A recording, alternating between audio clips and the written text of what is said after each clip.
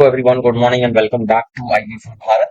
Session number 8 लेकर आपके सामने आए हैं और आज हम करने वाले हैं टीएस ग्रेवाल जो 11th की बुक है उसमें जर्नल वाले चैप्टर का क्वेश्चन नंबर 4। इसके अंदर हमारा अब जो कैपिटल वाला टाइप की ये एंट्रीज चल रही थी वो ऑलरेडी हमारी हो चुकी है और होप कि आपको वो चीजें समझ में आ गई होंगी किस तरह से कैपिटल इन्वेस्ट होता है, बिजनेस की ट्रांजेक्शन किस तरह से आगे बढ़ती है, वो हमने कर लिया है। और अब जो ये क्वेश्चन है 4th नंबर, इसके अंदर हम करने वाले हैं कुछ एक्सपेंसेस की पेमेंट है, कुछ डिस्काउंट्स लगेंगे।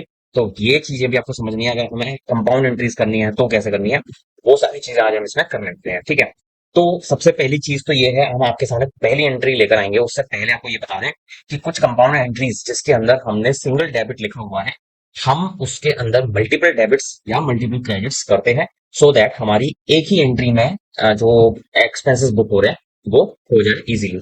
लेकिन ये तभी पॉसिबल है जब आप सेम डेट पर वो एक्सपेंस कर रहे हो। अगर आप सेम डेट पर वो एक्सपेंस कर रहे हो तब तो आप उसको कंपाउंड कर सकते हो, बट अगर वो एक्सपेंसेस की जो अकरेंस है वो अलग अलग डेट्स पर है तो आपको उसको अलग अलग ही बुक करना पड़ेगा, सेम डेट पर आप एंट्री नहीं कर। तो चलिए बिना देर किए शुरू करते हैं हमारा आज का ये क्वेश्चन। लाइक जरूर कर देना, पूरा वीडियो जरूर देखना, बीच में छोड़ के मत जाए, बीच में छोड़ के मत जाना। एंड चैनल को सब्सक्राइब नहीं किया है तो चैनल को सब्सक्राइब कर लेना, भले ही वीडियो पूरा देखेंगे बाद में करना, बट सब्सक्राइब जरूर कर लेना, सपोर्ट मिलता है। और हाँ, एक चीज और आपको बता दें, ऑल ओवर द वीडियो आपको हमारा एक क्यूआर कोड नजर आएगा। अगर किसी भी तरह से हमारी वीडियो आपके लिए बेनिफिशियल हो रही है और हम किसी भी तरह से आपके काम आ पा रहे हैं तो आप हमको सपोर्ट कर सकते हैं, हमारे चैनल को सपोर्ट कर सकते हैं ग्रो होने में। तो हमें भी उसका फायदा मिलेगा और हम भी मोटिवेट हो जाएंगे और आपका भी फायदा इसी तरह से होता रहेगा। तो चलिए शुरू करते हैं हमारा आज का ये क्वेश्चन।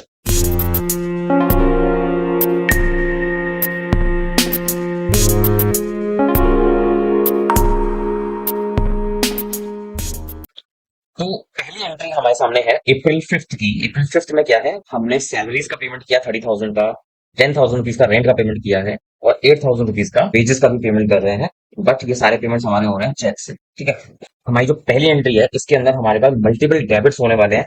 उसके लिए हम एक काम करते हैं, तो पहली एंट्री हमारी हो जाएगी, इसमें हमने 3 डेबिट यहाँ पे किए हुए हैं क्योंकि सैलरी भी डेबिट में आएगा, रेंट भी डेबिट में आएगा और वेजेस भी डेबिट में आएगा।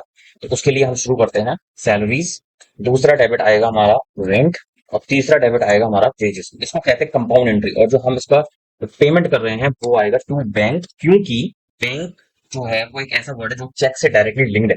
बिना बैंक के आपका जो चेक है वो क्लियर नहीं होगा, इसलिए हमें यहाँ पे बैंक डालना पड़ता है। तो अब हम आ जाते हैं अमाउंट वाले कॉलम में जिसमें सैलरीज हमें दी हुई है 30,000 की और रेंट हमें दिया हुआ है 10,000 का, वेजेस हमें दिए हुए हैं 8,000 के। तो टोटल हमारा जो हो जाता है यहाँ पर 48,000 रुपीज का पेमेंट हम कर रहे हैं। फिर बारी आती है नरेशन डालने की, तो यहाँ पे आप डाल देंगे फॉर अमाउंट पेड टूवर्ड्स। ठीक है, एक तरीके से आप ये समझ लीजिए कि नरेशन है वो आप ऑडिटर को रिटर्न में दे रहे हैं कि ये जो पर्टिकुलर एंट्री है ये किस चीज की हुई है। इससे पहले कि ऑडिटर आए, ऑडिट करे और आपसे पूछे कि एंट्री क्यों करी है, आप उसको नरेशन के थ्रू पहले से ही बताकर रखते हो। तो हमने यहाँ पे डालना है for amount paid towards salaries and rent and wages. ठीक है, for the month of add करना चाहो अपनी तरफ से कर सकते हो, for the month of April 5 को दे रहे हैं तो हमने ऑब्वियसली मार्च की सैलरी दे रहे होंगे, तो यहाँ पे आप मार्च की एंट्री कर सकते हैं। ठीक है, वैसे तो ऑलरेडी हमने मार्च की 31 तारीख को पेबल वाली एंट्री करी होगी, तो अप्रैल में जब मार्च की एंट्री आएगी तो पेबल वाली जो क्लियरिंग होती है उस तरह से एंट्री होती है। बट यहाँ पर हम अभी उस चीज को नहीं देख रहे हैं, अभी हम सिंपल वे ऑफ एंट्रीज देख रहे हैं, तो वो हम ध्यान देंगे। ठीक है, तो यहाँ पर ईयर डालना चाहो ईयर डाल सकते हो, मार्च 26 की एंट्री है। फिर अब चलते हैं हम नेक्स्ट ट्रांजेक्शन पर जो कि है purchase goods from Hari for 30,000 at 10% trade discount and 2% cash discount. ये भी एंट्री हमारी कंपाउंड एंट्री होने वाली है, लेकिन इसके अंदर सबसे पहली चीज हम आपको समझा देते हैं कि यहाँ पर हरी जो है वो परचेज कर रहा है 30,000 का सामान। ठीक है, उस 30,000 के सामान पर 10% ट्रेड डिस्काउंट लग रहा है जो कि हरी ऑलरेडी मुझे दे रहा है ट्रेड डिस्काउंट। ठीक है, और इसके अलावा 2% कैश डिस्काउंट जो कि डिमांड के तौर पर हमने हरी से मांग लिया है। तो इस चीज के लिए आपको बता देता हूँ कि ट्रेड डिस्काउंट को हमें रिकॉर्ड नहीं करना होता, दिखाना नहीं होता। हम इसको सिर्फ और सिर्फ परचेजेस में से नेट परचेजेस निकाल के अमाउंट डाल देते हैं और 2% कैश डिस्काउंट जो है उसको हमें दिखाना होता है डिस्काउंट रिसीव्ड दिखाकर। ठीक है, तो सबसे पहले हम यहाँ पर डेबिट में डालते हैं परचेजेस। अब आपको बता दें परचेजेस की अमाउंट कितनी आएगी, 30%, 30,000 रुपीज का अमाउंट है परचेजेस का, लेकिन उसमें से 10% जो है क्रेडिट डिस्काउंट वो हम काट देते हैं। तो इसका पहले तो मैं अमाउंट नहीं डाला, पहले मैं कैलकुलेशन डाल रहा हूँ। यानी कि 30,000 में से 30,000 का 10%। ठीक है, तो ये कुछ आपका इस तरह से आता है यानी कि 30,000 में से 30,000 का 10% करेंगे तो हमारा हो जाता है वो 3,000। और 30,000 में से 3,000 हटाएंगे तो ये हो जाता है हमारा 27,000। तो टोटल 27,000 की एंट्री हमको करनी है। अब हम इसको हटा देते हैं, ठीक है। और हम नेट अमाउंट जो है वो 27,000 यहाँ पर डाल देते हैं। समझ में आ गई होगी कैलकुलेशन? अगर नहीं आई है तो प्लीज थोड़ा सा पीछे चले जाए, दोबारा से इस वाली कैलकुलेशन को चेक कर लीजिए।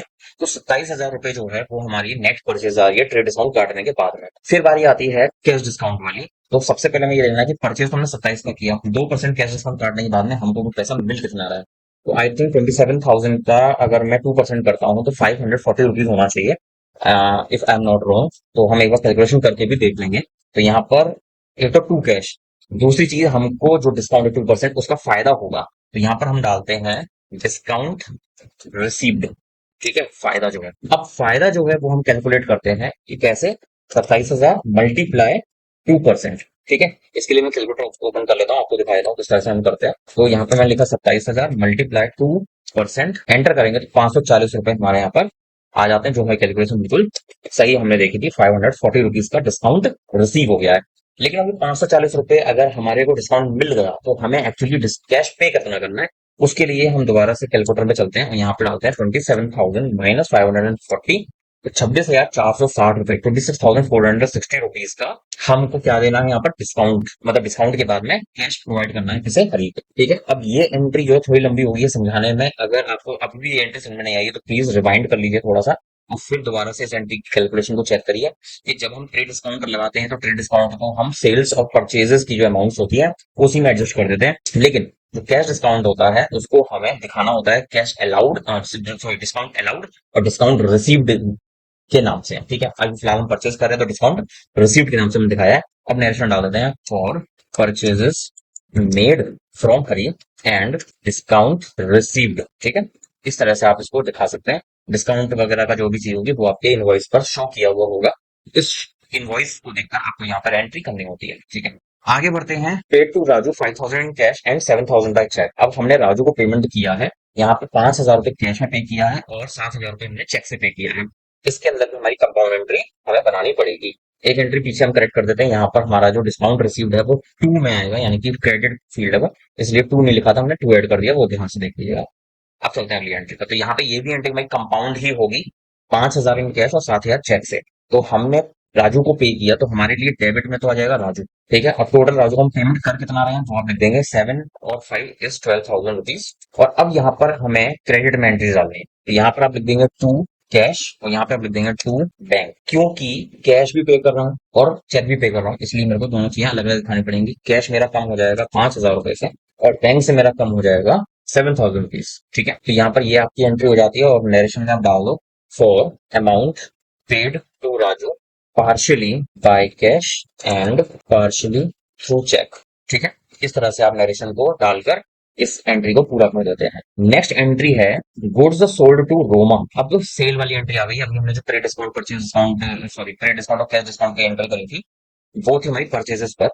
एंड अब जो हम एंट्रीज करेंगे ये है हमारी सेल्स पर। तो हमने रोमा को सामान बेचा है 5,000 का, जिस पर हमने 20% डिस्काउंट लगा दिया और 3% कैश डिस्काउंट भी हमने अप्लाई किया है। हाफ ऑफ द पेमेंट वो रिसीव इमीडिएटली। अब आधा पेमेंट हमें रिसीव हुआ है और आधे से रोमा को हमें डेटर बनाना पड़ेगा, ठीक है, ठीक है।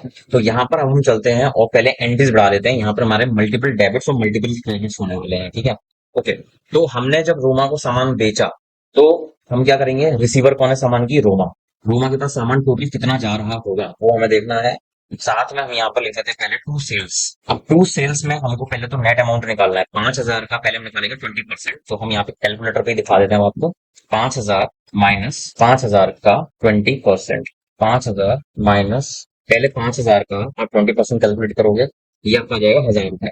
फिर 5,000 में से 1,000 रुपए माइनस कर दो तो वो आपका आ जाएगा सेल के सामान। 5,000 में से 1,000 माइनस करेंगे तो यानी कि 4,000 रुपए का सामान हमारा ये हम रोमा को बेच रहे हैं, ठीक है।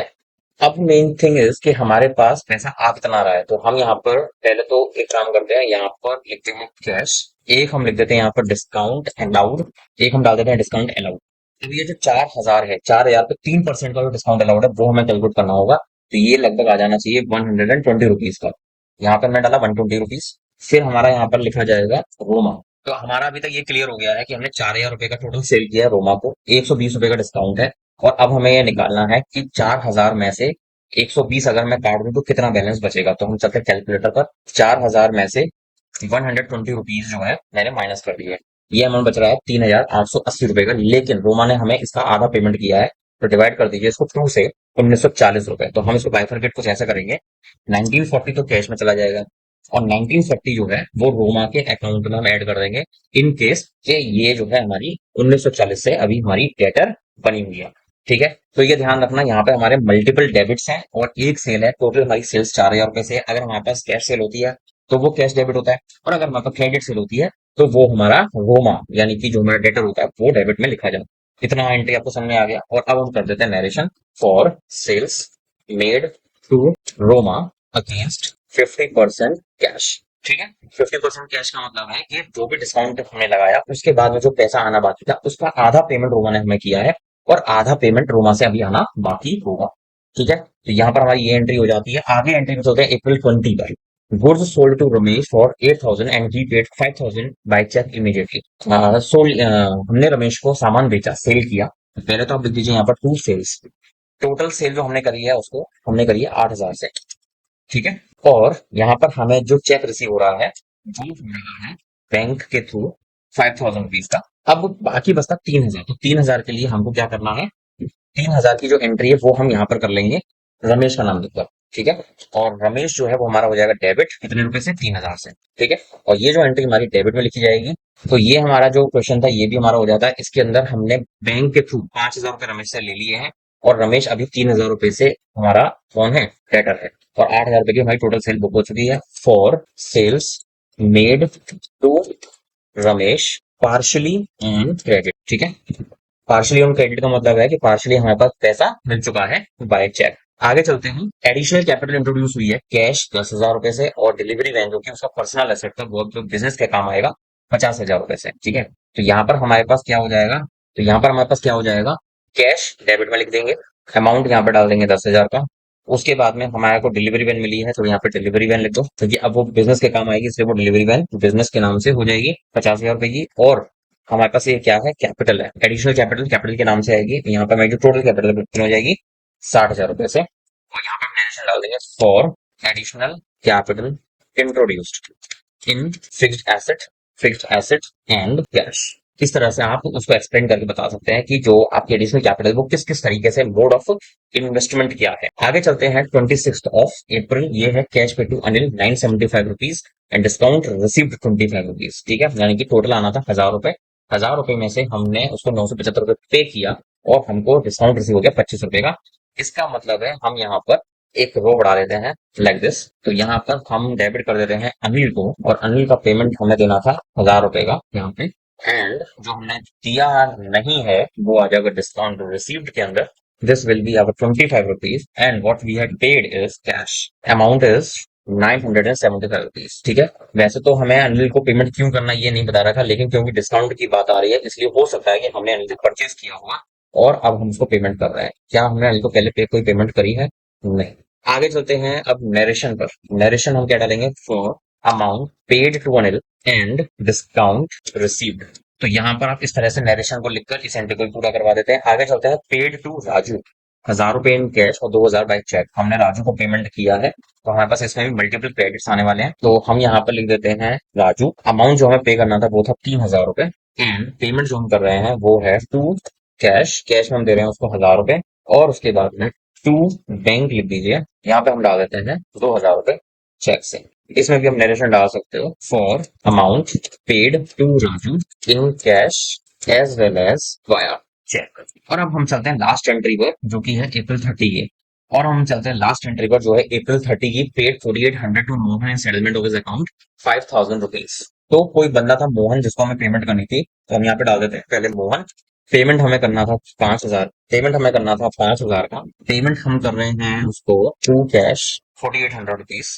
और जो पेमेंट हमें नहीं करी अभी तक वो हम यहाँ पे डालेंगे, यहाँ पर टू डिस्काउंट अलाउ और रिसीव। ठीक है, that will be 200 rupees credit. ठीक है, तो इस वाले क्वेश्चन के अंदर आपने देखा multiple types of compound entries जिसमें हमको डेबिट्स भी बढ़ाने पड़े, क्रेडिट्स भी बढ़ाने पड़े। और इसके अंदर अभी हमने नरेशन नहीं डाला है, उस नरेशन को हम डाल देते हैं for amount paid to Mohan and and discount receipt, ठीक है। तो यहाँ पर हमारा ये जो क्वेश्चन है ये पूरा होता है, और इसके अंदर हमने कंपाउंड एंट्रीज करें बहुत सारे, और हर एक एंट्री में लगभग कंपाउंड एंट्रीज थी। डिस्काउंट अलाउड की एंट्री होगी तो भी कंपाउंड डालना पड़ेगा, डिस्काउंट रिसीप्ट की एंट्री होगी तो भी कंपाउंड डालना पड़ेगा। अगर आप डिफरेंट मोड ऑफ पेमेंट कर रहे हैं, कैश में भी और थोड़ा पेमेंट चेक से भी, तो भी आपको कंपाउंड डालना पड़ेगा। अगर आप एक ही डेट में एक्सपेंसेस कर रहे हो मल्टीपल टाइप्स के, तो आप उसको भी कंपाउंड एंट्री में डाल सकते हो। और उसके अलावा हमने यहाँ पर एडिशनल कैपिटल इंट्रोड्यूस किया है, जिसमें हमने मल्टीपल मोड के थ्रू कैपिटल इन्वेस्ट किया था, लाइक कैश में और एक डिलीवरी वैन जो कि पर्सनल असेट थी। तो अब वो कंपनी के नाम पे आ जाएगी, इसलिए हमने उसको डेबिट में लिख दिया है। तो कुछ इस तरीके की एंट्रीज होती हैं जिसके अंदर आपको कंपाउंड एंट्री बनानी पड़ती है। और खास ध्यान रखिएगा उन एंट्रीज का जिसके अंदर आपने यहाँ पर ट्रेड डिस्काउंट और कैश डिस्काउंट को अप्लाई किया है। ये एंट्री अगर आपके समझ में नहीं आती है तो बहुत ही ज्यादा ब्लंडर हो जाएगा, आगे चल के बिलिंग वगैरह में आपको दिक्कत आ सकती है, इवन डेटर और क्रेडिटर्स को क्लियर करने में भी आपको दिक्कत आ सकती है। अगर आपका मोटिव है किसी मल्टीनेशनल कंपनी में काम करने का, तो उसके अंदर एक पर्टिकुलर फील्ड आपको मिलता है, like bills payable, like bills receivable. इन चीजों को अगर आपको सीखना है तो आपको पहले ये समझना पड़ेगा कि किस तरीके से ट्रेड डिस्काउंट अप्लाई हुआ है, किस तरीके से कैश डिस्काउंट अप्लाई हुआ है, एंट्रीज क्या की गई थी, जिससे कि हम डेटर और क्रेडिटर को सॉल्व आउट कर सके, क्लियर कर सके, ठीक है। तो बिना देर किए चलते हैं, फिर आपसे मिलेंगे एक नई वीडियो में। हमारे जो क्यूआर कोड है उसको स्कैन करना मत भूलिएगा, सपोर्ट करना मत भूलिएगा, और लाइक जरूर करिएगा, शेयर जरूर करिएगा, एंड प्लीज सब्सक्राइब करके बगैर चैनल से एग्जिट मत कीजिएगा। फिर एक नया ब्लॉग लेकर आएंगे, फिर एक नया सेशन लेकर आएंगे आपके सामने। तब तक के लिए thanks for watching, good bye and see you soon.